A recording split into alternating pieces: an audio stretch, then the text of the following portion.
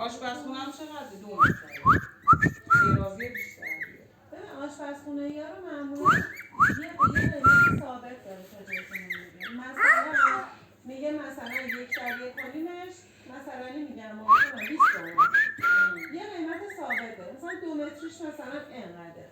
من تا جایی که میدونم آشپزخونه چون فرشش کوچیکه متراژش مثل اینا نیست، مثلا میگم فرش آشپزخونه یه قیمت ثابت داره. من نمیدونم چه قیمتی اونجا نرو بابا. 18 متر اون اتاق خوابی هم بگم 4 متر باشه 4 متر و 18 متر میشه 22 متر. آره بگیم 24 متر 6 متری و 4 متری با 2 تا چیزش رو با پلیتاشو دادم به خانواده که فکر کنم 1 و 300 400 بشه.